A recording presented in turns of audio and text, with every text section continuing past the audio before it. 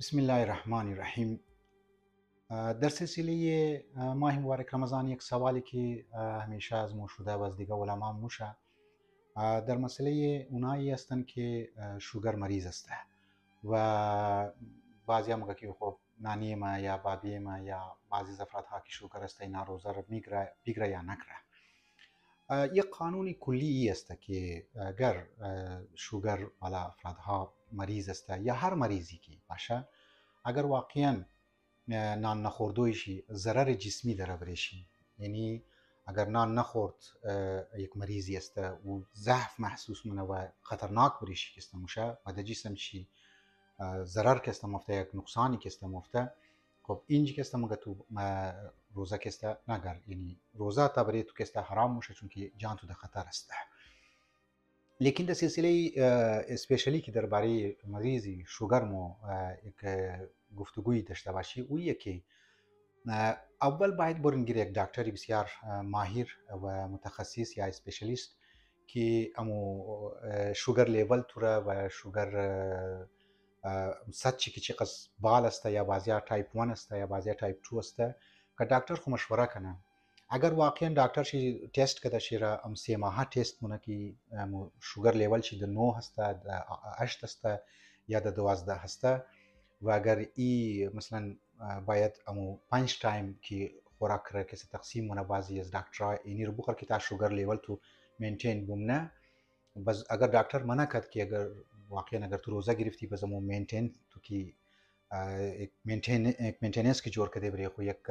गज़ा रखस्ता table की जोर कदे अगर वो रियायत न कदी ब्रेज जिसम तो ज़रर दरा तो बायद कभी डॉक्टर के बायद गोश कनी अलबत्ता डॉक्टरी की आखिर काबिल इत्मीनान बाशा व बस इंजी रोज़ा गिरफ्तो सही नहीं है। लेकिन बाज़ अवकात बाज़ डॉक्टर इंसान मशवरे गोश मुना यानी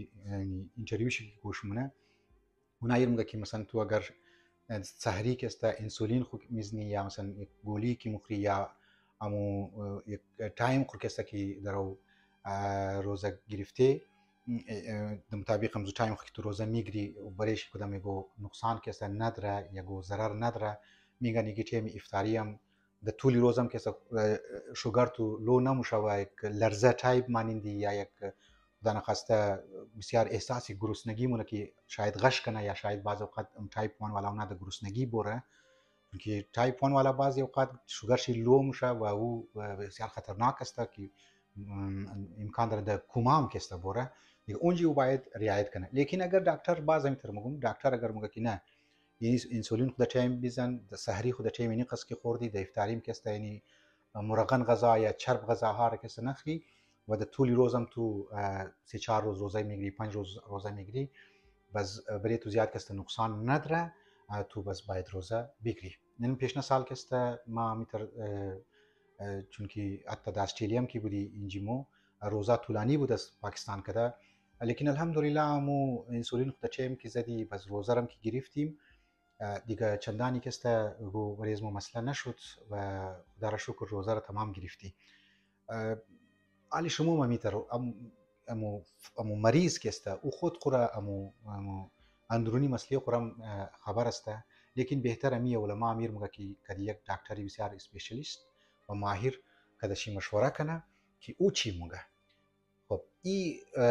حکم شی گفتم که برای دکتر است که اگر ضرر گفته پس باید نکنه.